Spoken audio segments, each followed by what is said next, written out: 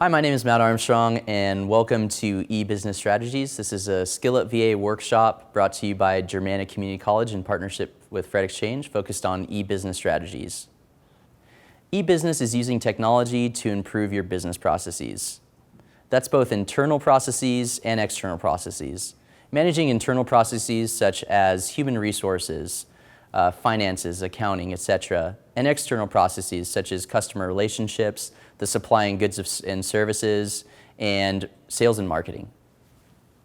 I want to contrast e-business versus e-commerce. E-business is really more about the activities and aspects of managing your business online, whether through marketing or sales activities. E-commerce, on the other hand, is more about the transaction of goods and services online, the exchange of goods and services. So when we talk about e-business, we're speaking more about creating a website to market your business, using social media to build a network of customers and audience that you can interact with, setting up email marketing campaigns to really drive customer engagement and get data to drive decision making, things like that. Whereas e-commerce is the exchange of goods and services using those tools in order to drive sales for the company.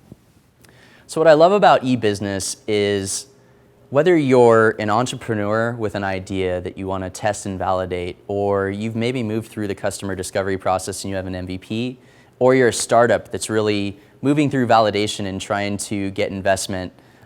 Maybe you're a small business that's been around for a while and you're really trying to streamline the way that you do business and increase revenue. E-business strategies provide a vehicle to achieve all of those goals. So when we talk about e-business as it relates to building a brand and extending the reach of the brand, online resources provide a way for us to really maximize those results, whether it's building your audience or increasing revenue because you've created a new revenue stream. E-business strategies provide that for us. So when you're conducting e-business, there's a host of tools that you can use. Some of the lower hanging ones are websites and mobile devices, email, fax, PDAs, personal data assistants, electronic data interchange. All these tools go into the process of building an e-business strategy that will create the results that you want. One of the things I love most about e-business is that it greatly reduces the cost of many different systems. When you integrate tools with activities, when we talk about tools, you can talk, Office apps such as Microsoft. Now we have versions of that online that make it much easier to share documents and files and increase productivity in the organization. Things like video conferencing and chat services like Skype and Hangout and things like that increase our ability to do business with people that aren't in a physical setting but more of a virtual setting or across the world.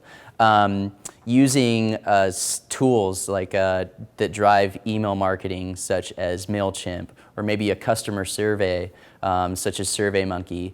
These types of tools are pretty cost effective, and when incorporated into a strategy, really increase your ability to drive results and not really have to increase internal resources to maximize those results.